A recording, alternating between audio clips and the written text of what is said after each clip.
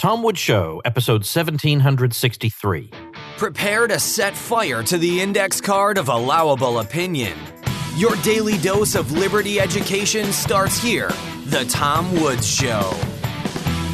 Folks, I don't know about you, but I am running into a lot of progressives saying, look, police, fire, schools, these are all great examples of socialism. Well, let's focus on that school example. I've got a free ebook called Education Without the State that makes a pretty darn good case for a stateless approach to education. Pick it up at nostateeducation.com. Hey everybody, Tom Woods here, joined by Eric Peters. I have not spoken to Eric in quite a while, and I'm glad to have him back. Eric is our car expert, libertarian car expert, but I want to point out something somebody said on one of the cruises we did. She said, I'm not even that interested in cars, and I was kind of inclined to skip episodes with Eric Peters for that reason. And then I listened to one, and I thought, why have I been skipping these episodes? I don't even have to be interested in cars. This is just an interesting, compelling person. So I hope you all feel the same way, and I know you will. I support Eric with a monthly contribution for his work over at epautos.com. That's ericpetersautos.com. You can get there either way. So go check that out, and I hope you'll join me in supporting Eric. Eric, welcome back. Great to be here, Tom. Thank you for having me again. It's been quite a while. In fact, I actually had somebody in my private group the other day say, hello, is Eric Peters ever going to be back on the show? So I'm glad to be able to satisfy that particular desire. We've got some pieces of yours I want to talk about. I told folks that I support epautos.com, which is the shortcut way to get to your website, epautos.com. I support it every month, and I hope other people will, because it's great content on an important topic. And without you, there's nobody in the libertarian world doing it. So I'd rather have you there than not there. So I hope people listening to me will join me in supporting you. I very much appreciate it. My pleasure. All right. Let's talk. Let's see. This first link I want to talk about, I just love, because one of the things I love about economics is that sometimes, not always, but sometimes you get a counterintuitive result. And I like to think about why would that be. And economics to me is like solving puzzles to try to understand the world better. So in this piece, you described a phenomenon taking place in the used car market, but it's only in part of the used car market. And I wondered, well, why would that be? Why would the private used car market be suffering more than, getting a used car at a dealership? And I thought about it, and before I could think it through, I just kept reading. I saw your explanation. I thought, I just love how, again, somebody like Eric solves a puzzle and the world makes sense again. So talk about what's going on. How severe is the problem? Well, it's pretty bad. On the one hand, the used car market seems to be doing quite well. The used car market is also known as the subprime market by a lot of people in the business because of the fact that the interest rates tend to be higher on used cars. And overall this year, surprisingly, the market's been pretty good. But then you dig into it a little bit, you find out that really that's mostly person-to-dealer sales rather than the old-school person-to-person, meaning you look up the classified ad and you find a car and you go see the car and you kick the tires and you exchange cash for the keys. That used to be a pretty common practice. That side of the market has practically collapsed. And the reason for it has to do with the fact that pretty much everybody is unable to come up with the cash to buy the vehicle at the time of the transaction. So they have to resort to financing it. And the real tragedy there is these are the people who least can afford to finance things at high interest rates, and yet they're practically compelled to because most people just can't come up with even $3,000 or $4,000, which is the bare minimum, generally speaking, that you need to be able to buy a beater car that's at least mechanically reliable that'll get you to work and back every day. So people still do buy used cars. It's not they like do. that. They buy them, but technically, if you want to be precise with words, and I kind of have a fetish about being precise with words, I think it's important because it helps us to understand what we're talking about. We use the term buy. Really, we're talking about financing. Yes. That's the key to the whole puzzle, isn't it? Exactly right. So a person who can't come up with, let's say, $4,000 in cash, which is actually, I read something on MarketWatch that I referred to in the article, and this dates back. The latest data is actually pre all of this Corona stuff. So back in 2019, most people were living paycheck to paycheck and would have difficulty coming up with, say, the $800 to $1,000 that it takes to buy a new refrigerator. So you can imagine their difficulty when it comes to buying a used car for, say, $3,000 or $4,000. So what do? Rather than buy that car and cash outright, they go to the subprime market and they go to a dealership that sells used cars. Perhaps it's Carvana. That's a big thing going on right now. Or CarMax or any of these other places, and they finance it because while they cannot afford the $3,000 or $4,000 lump sum payment, they can afford the monthly payment plus interest. And because they don't really do math that well, they don't realize just how badly they're being taken. And it's this really awful economic feedback loop that winds up impoverishing the people who are most vulnerable to being impoverished and thus become even more impoverished than they were at the start of the cycle. It makes sense, though.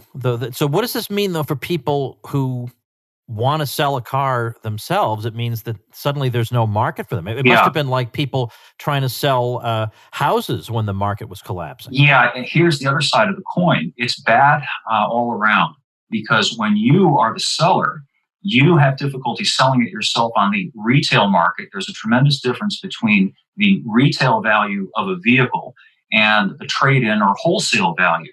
So what happens to a lot of people, they'll put their car on the market, and let's say it's a pretty decent used car. Let's say it's 4 or 5 years old and it's worth $15,000 to $20,000 retail on the used car market. But if they can't find a buyer who can come up with that $15,000 to $20,000, they end up having to go to one of these dealerships, one of these car buying places, which will then give them the trade-in or the wholesale value, which is considerably less than retail.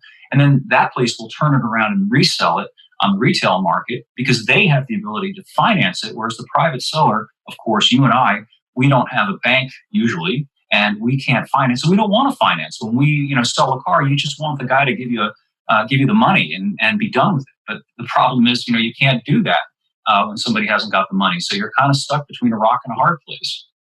Yeah, no kidding, no kidding. Now, I would say probably 1/3 of our episodes over the years we've talked about gas mileage and in particular requirements for the minimum amounts of numbers for gas mileage that cars have to have. And you have a piece from last month, that would be September 2020, called, revealingly, Higher Gas Mileage No Matter What It Costs You. Let's talk about what that's all about. I mean, I think we kind of know what the trade-off is here, but normally you would think that, I say normally, I shouldn't use that word in this society anymore, but there is no, I know, right? But you would think that would be a trade-off that you would make. That right. Yes, I know that if it's a less, it's a more expensive car, maybe I get this and that, or less expensive car and more gas mileage, but I don't get the tough exterior of the car that I want. Whatever, we balance these sorts of things, but you're not allowed to balance them anymore. Well, that's just the point. I think the premise to start with when we have this discussion is the interference with the marketplace. The presumption is that the market is too obtuse to respond to buyer interest in various attributes. Fuel economy is an attribute. And certainly if a large number of people wanted highly efficient cars, then the market would respond to that because that's where the demand is. It's just a pretty simple tautology. And in fact, there are plenty of high efficient cars on the market if you want that kind of a car. But there are also vehicles that are not particularly fuel efficient, but have other attributes that the market desires. However, there are people in the government who don't like that and who want to insist that everybody conform to their idea of what a car ought to be, and no matter how much it costs.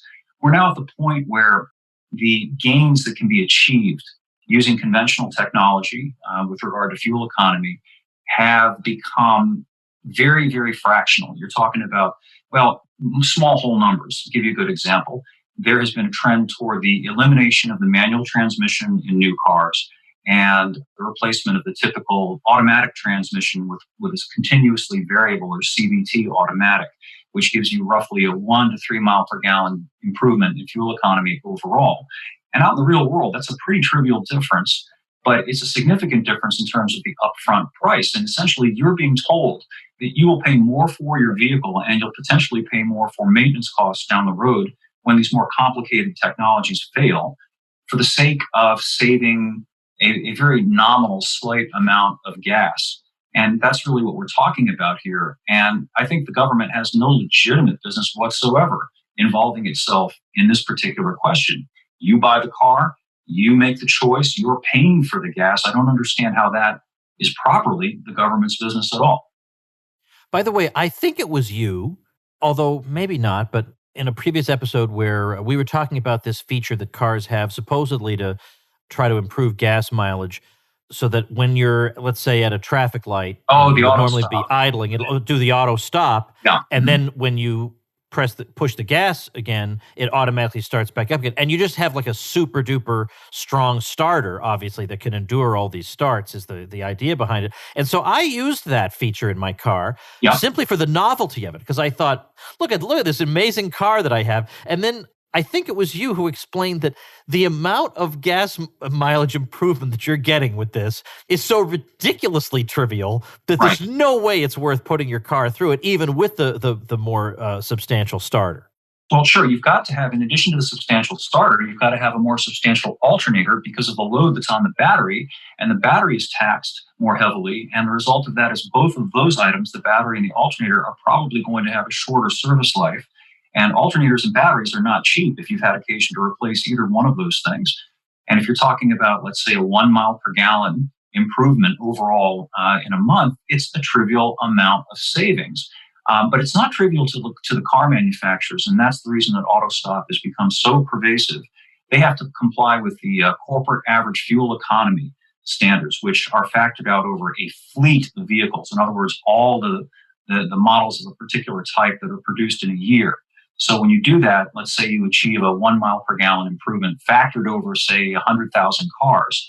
It matters from the standpoint of regulatory compliance, but it's a net negative, in my opinion, for the car buyer. And I think it would be interesting if this feature were offered as an optional feature, that if you wish to have it, you could pay the additional cost that's imposed for all of the additional hardware in exchange for what your perceived value is, rather than be compelled to buy it, in effect, through the mandates, which is what the case is. And I think we should also take into account the fact that there are additional costs that can't necessarily be measured in dollars and cents.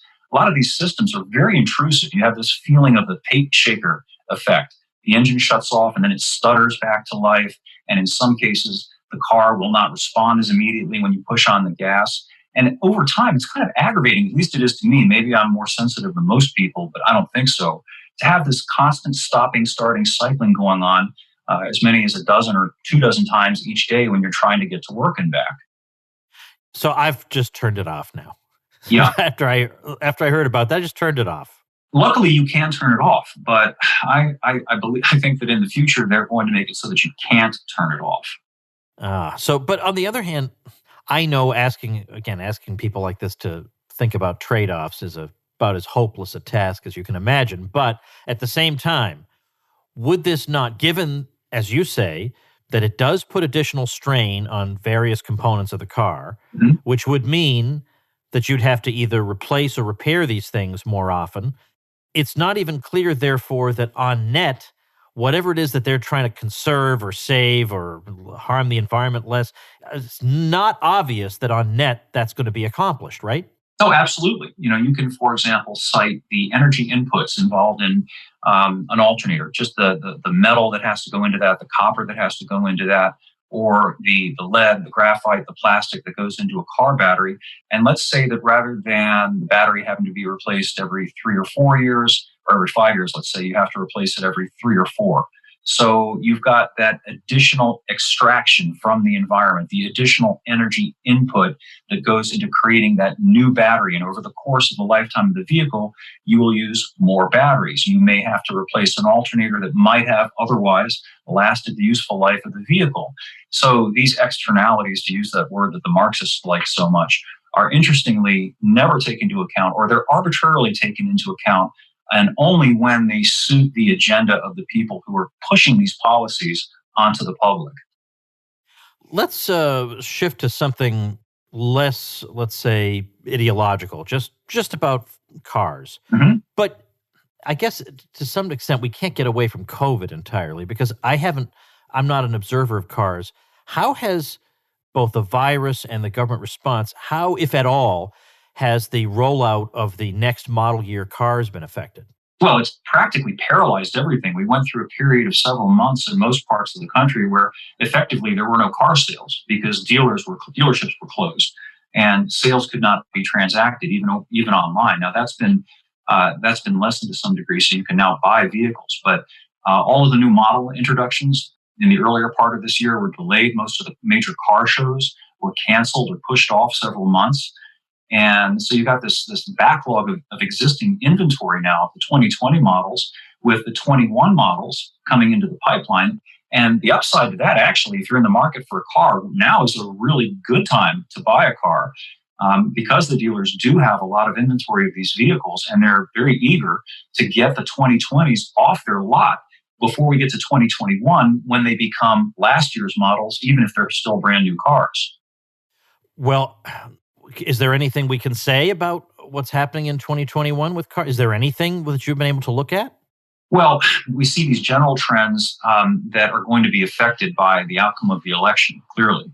I think that it's going to be absolutely catastrophic for the car industry if Trump does lose. And I'm not tooting the horns for Trump per se. I'm just pointing out that Biden has embraced most of the policies which have already all but crippled the car industry in a lot of ways, including the near doubling of the current federal fuel economy standard, the CAFE standard, from approximately 30, I think it's 33 miles per gallon, to about 50 miles per gallon by 2025. And you can imagine the impact that that's going to have on what they call product planning cycles in the car business. In other words, what they're thinking about, they're going to have to comply with in a number of years from now.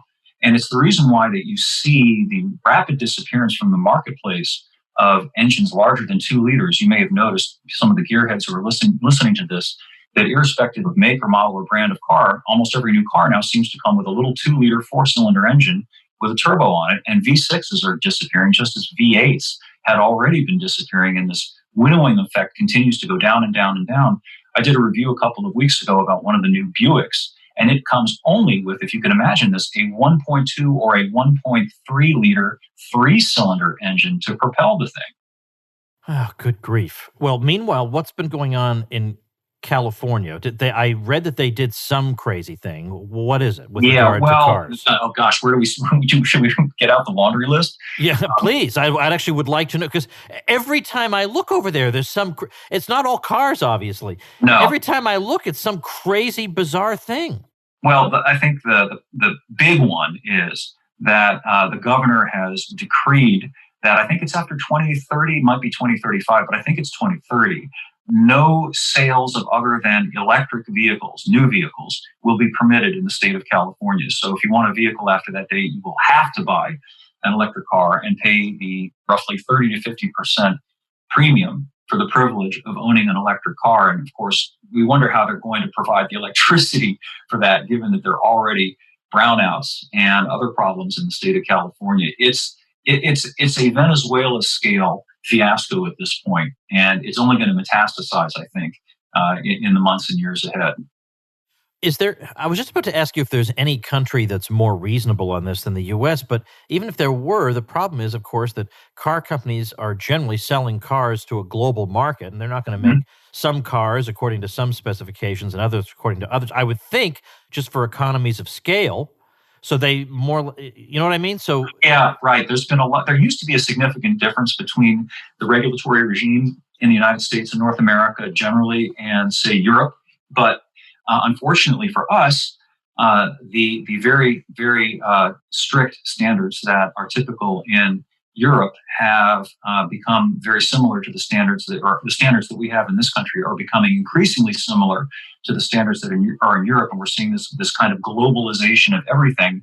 And in my opinion, the chief problem that we've got with the American car industry is that they made this sort of devil's bargain with the government. And what I mean by that is, rather than advocate for their customers and actually resist some of these crazier regulations that make it very hard for them to manufacture cars and very hard for them to sell cars simply because people can't afford it, they have embraced it, and they've become kind of, if you will, partners with the government. And now their primary market seems to me to be the government rather than the people who are buying the cars. The electric vehicle thing is a very good example for that. There really is no natural market for electric cars outside of the niche of very affluent people who can afford to indulge in a high-priced electric car. And yet, they're practically falling all over themselves to build as many electric cars as possible because the government is mandating these things. And nobody seems to want to answer the question, well, okay, it's one thing to mandate them, but what are you going to do if people don't buy them? Are you going to mandate that people actually be forced to buy electric cars? How's that going to work? I don't understand how that's going to work. Well, I don't know what to say. This is depressing. When I talk to you, with other people, I can talk about something. There's some kind of light at the end of the tunnel, or the private sector is finding some way around the latest regulation. But geez, these are just so overwhelming. And it's obvious with what Biden is talking about, moving away from fossil fuels entirely. I mean, he even admitted that in the debate with Trump. Right. He did. I thought he was going to deny that because he had denied that he had said anything about ending fracking, and that's not true. He did say that he wanted to do that. So I just thought he would deny that. He just flat out said it. He did. So what does that mean? So car companies basically just have to shift into electric cars now? Well, it seems to be, they seem to have lost all connection with economic reality. They seem to think that they can just continue to increase the price of vehicles and offload the regulatory burden onto the backs of the customer. And somehow that's all going to work out. I don't see how it does work out. I'll give you a very specific example. Nissan has been hemorrhaging money over their Leaf. The Leaf is the least expensive electric car in the market, and it has a base price of $31,000. Now, to put that into some perspective, the Leaf is essentially equivalent to the Versa, which Nissan also sells, and that's a compact sedan. If you take out the fact that one is gas-powered and one is electric-powered, they're very, very similar vehicles. But the Versa costs about $15,000. So you're talking about doubling the price of the vehicle. And this electric vehicle costs you in another way. For $31,000, this car can only travel about 150 miles before it cocks out and has to be plugged in. And then it costs you the time of having to wait for it to be recharged. People aren't buying these things. Nissan continues desperately to try to discount them in a way that's really embarrassing. I just wrote an article a couple of weeks ago about this. They're trotting out another $6,000 off the price. How do you maintain a business by giving things away? That's fundamentally what we're talking about here with these electric cars. They're just offloading them onto people because of virtue signaling and trying to be good little corporate citizens and cooperate with the government, contrary to what the market wants. It's a very bizarre thing. I understand the mystery, the feeling of mystery and frustration about this, but at the same time, maybe I'm missing something, but there aren't a whole lot of industries that, when put upon by the government, collectively rise up and resist. I mean, occasionally, No. For example, I know how you feel about Elon Musk, but at least he has spoken out against the lockdowns and stuff. But he's almost the only guy, right? Yeah, and I publicly patted him on the back for doing that. He's often portrayed as a libertarian. I don't think he really understands what libertarianism is. But nonetheless, I think he was right in the manner that a stop clock is right at least once a day. The EV thing is very bizarre to me because even the pretense of this being about reducing the cost of transportation, making things more efficient, is obviously fatuous. The emphasis on all these new electric cars that are being brought out is on things like how quickly they accelerate, how tremendous their capability is.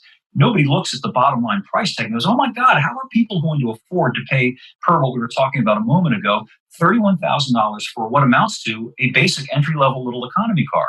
How does that work? It doesn't add up. It's just, it's part of this kind of, this refusal to acknowledge reality, economic reality, the fact that people do have limited means, that people can't afford to just limitlessly buy everything that the car industry puts out in order to make the government happy. There has to be some kind of a hard deck limit to all this stuff. You would think. You would think. And yet right now, it's like, I guess the unrealistic aspect of Atlas Shrugged by Ayn Rand is the resistance. That's the unrealistic part. It's not unrealistic that the state would make all kinds of crazy demands and fill the public's heads with economic and moral nonsense. It's the idea that you'd have a bunch of people actively resisting. I cannot get over how few people think there's any problem with what's going on. What's going on in our society right now is absolute, utter insanity, showing no regard whatsoever for cost and benefit, showing no regard for people who die of causes other than politically favored ones. It's ruined countless people's lives, deprived them of all kinds of joys, and it's like some of them almost take a perverse delight in it's like they're masochists. They are. like having pain inflicted on them. Well, it's worse than crazy. That. It's not just masochism. There's a duality there. There's masochism and there's sadism. It's not enough that they themselves marinate in misery. They want to make sure that everybody else is miserable too. You notice that to get back to the whole Corona thing, this insistence that everybody walk around with a mask on all the time. It's not enough that if you wish to wear one, okay, fine, go ahead. And I don't have a problem with that personally. But the sadistic insistence that everybody kowtow to it is, I think, a very interesting psychological aspect to that whole thing. Hey, by the way, Eric. I have some good news. You want to talk about something that's positive? Yes, you're darn right I do, Eric. I am so demoralized right now. Okay, yes, I do. Here's the thing that is, and it's just an amazing thing given, and this gets back to Ayn Rand and what she wrote about. Despite all these hobbles, these gimps, these obstacles, this Harrison Bergeroning of everything, the engineers have managed, nonetheless, despite the burdens, to produce absolutely magnificent vehicles. And in one particular aspect of it, they have managed to create power-to-weight ratios that are practically unbelievable. You can go out right now and you can buy something like a Dodge Charger Hellcat that has an 800 horsepower engine, if you can imagine that, 800 horsepower. And yet it's a car that you could, if you wanted to, drive it to work every day. And it gets not terrible gas mileage given that it makes 800 horsepower. And on the other end of the spectrum, even the littler engines, these little 2-liter engines that I was telling you about before, they're making more power than the V8s that you and I fooled around with when we were in high school. So that's tremendous. Okay. Well, see, that is good. It's fantastic. And the tragedy is if you could try to visualize what we would have at our fingertips if these wreckers would just get out of the way and let things work and let the market do its brilliant thing that it always does, we would have phenomenal vehicles. I'm convinced, for example, that if we didn't have the perverse incentives that have created atrocities like the Tesla and this new electric Hummer that's $112,000, I am convinced that you would have on the market right now affordable electric commuter cars that cost around $12,000. They wouldn't be suited for long trips because electric cars aren't suited for long trips. But they'd be wonderful as little A to B cars for people who don't need to go on long trips and for whom the savings would be considerable. And yet we don't have that. We would have gas engine economy cars that could get 80 miles per gallon. Volkswagen actually had a prototype in the works with their diesel engine, which of course got kiboshed because of the uproar over this fractional cheating on government emissions certification tests, notwithstanding the boon that an 80 mile per gallon commuter car would have been to the average person who could have bought the thing for $18,000 was what Volkswagen was apparently going to sell that thing for. That's unbelievable. And I didn't even know, well, I'm not, as I say, I don't keep up with stuff like this, but I do keep up with libertarian developments and stuff like that. I didn't even know about this. Yep. It was called, if my memory is not completely faulty, the LM1. Now, it was a small commuter car. It was not intended to be a family car. It was specifically focused on economy in the manner of. Do you remember the original Honda Insight, the little hybrid car that they sold in the late '90s and the early 2000s? Oh, sure. I was a much younger man at the time, but sure. Yeah. Well, that's what they were working on using their diesel technology. And the prototype got 80 miles per gallon. That is unbelievable. Yep. Well, for me, it's fully believable because the technology now has been refined to such a degree that near miracles are possible with combustion engine technology and with essentially no meaningful negative consequences for the environment. The way that this has been framed and the way that this has been marketed and propagandized to the public is nothing less than despicable, in the same way that this mass hysteria over the coronavirus has been created through this constant drumbeating about the cases, instead of pointing out that most people don't even realize that they have any sickness because they don't have any symptoms, and almost none of these people who are in the cases end up dead. Well, can you review for us exactly what possible objections somebody would have had to this type of vehicle? Well, okay, here's where you kind of go down the rabbit hole a little bit. And I've been down the rabbit hole and back many times. If you get into urban planning literature and you get into the nitty-gritty of what these people behind the regulatory decrees really want, what they want is to get people out of cars. That's the bottom line. They come up with various justifications and pretexts. They'll talk about They'll talk about gas mileage. They'll talk about lowering exhaust emissions. But at the end of the day, they despise the idea of the personal automobile that gives the average guy the ability to go where he wants to, by his own leave, not on a government schedule. It gives him a degree of liberty that they don't like. They're fundamentally anti-car. They have been at war with the car now for at least 50 years, and they are now within sight of achieving what they have always wanted.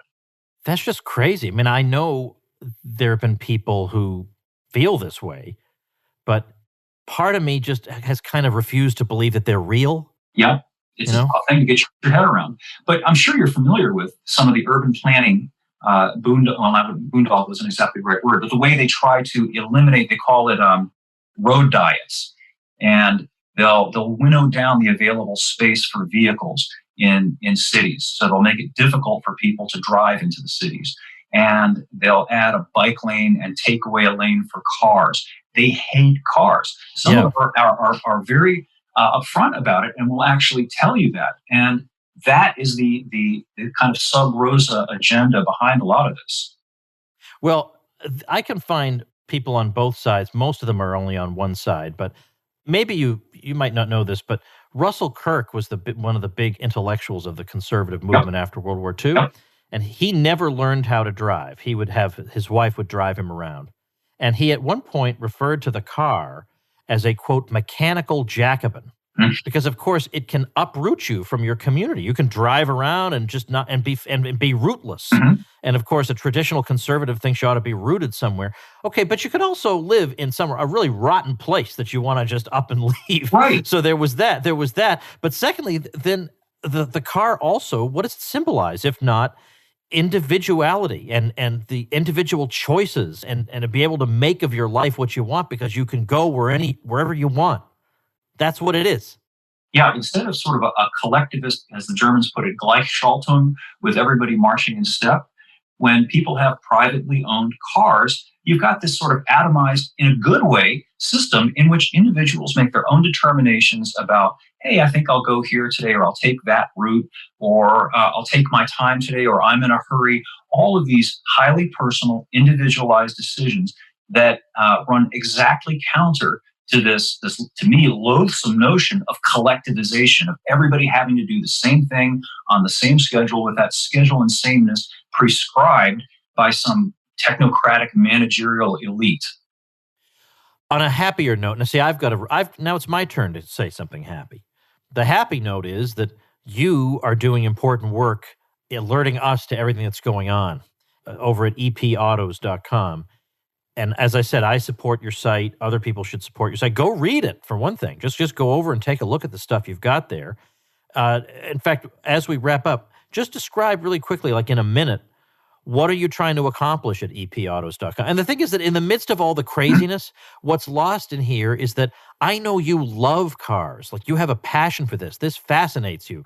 And no doubt it's annoying that half the time or more than half the time, you have to spend your time talking about obstacles in the way of cars. Yeah, well, that's sort of happened as a consequence of the politicization of everything, right?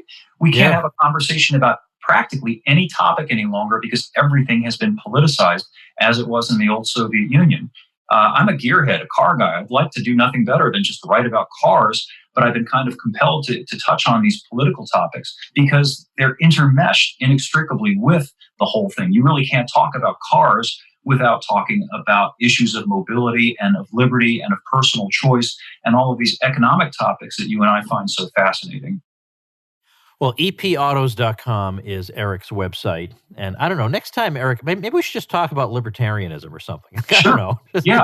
Well, no, I think it's important that we do that because I think you, I'm sure, deal with this all the time. I think there's a general misunderstanding of what it means to be libertarian. And I'm not positing myself as some kind of a libertarian Socrates, but I do think there are a couple of core principles that a lot of people aren't familiar with that haven't been fleshed out in their minds that would, I think, be helpful to flesh out for people so that we have that as the basis for future discussion. Yeah. Do you care to reveal your voting intent? Are you going to vote? If so, oh my gosh, yes, I'm going to vote.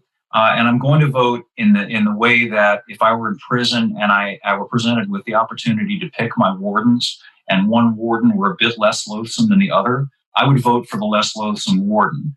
I don't think, I don't like to make the mistake of letting the perfect be the enemy of the good, or at least the less worse.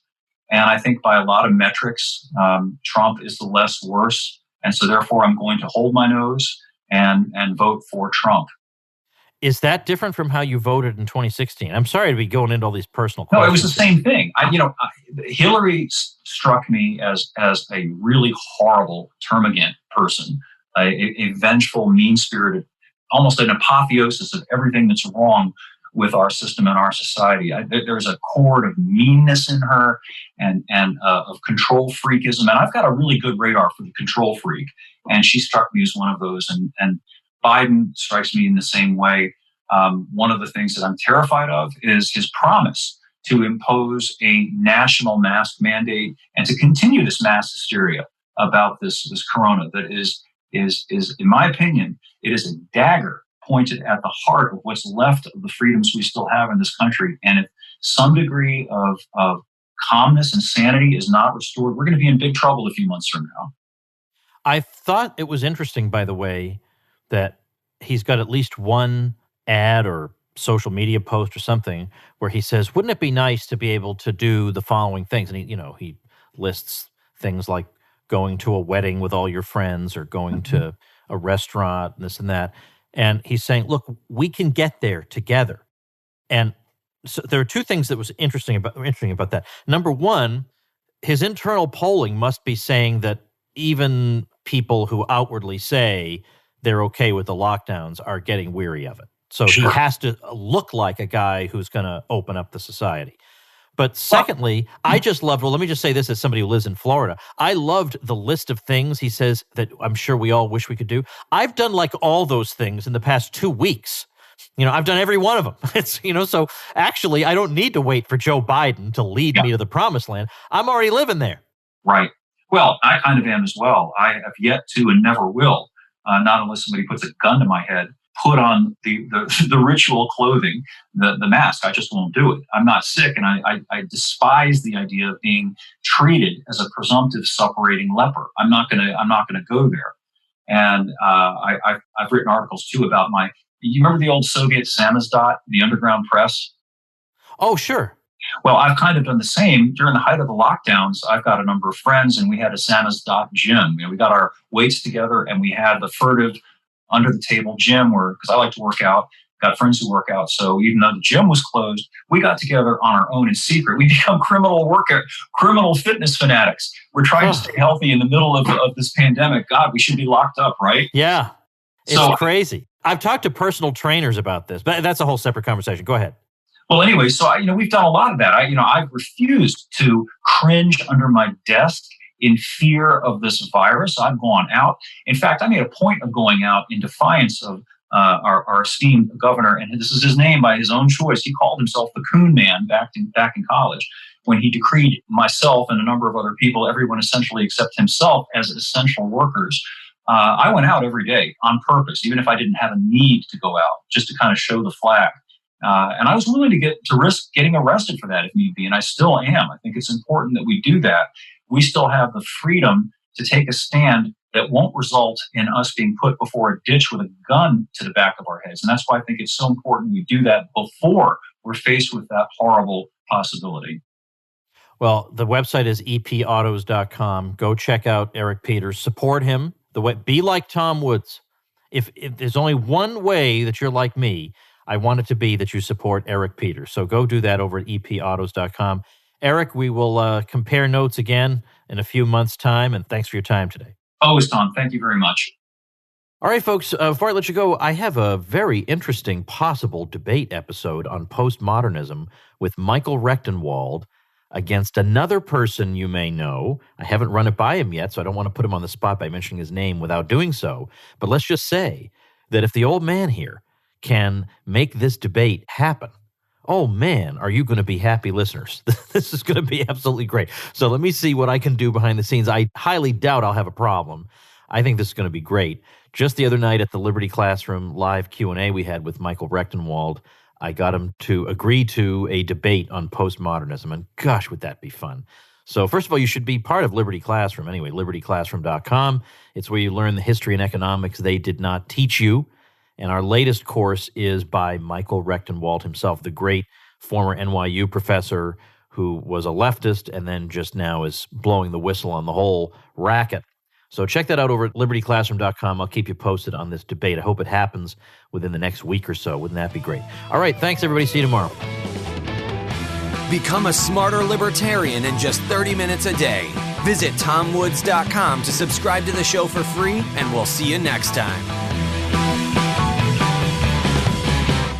Like the sound of The Tom Woods Show? My audio production is provided by Podsworth Media.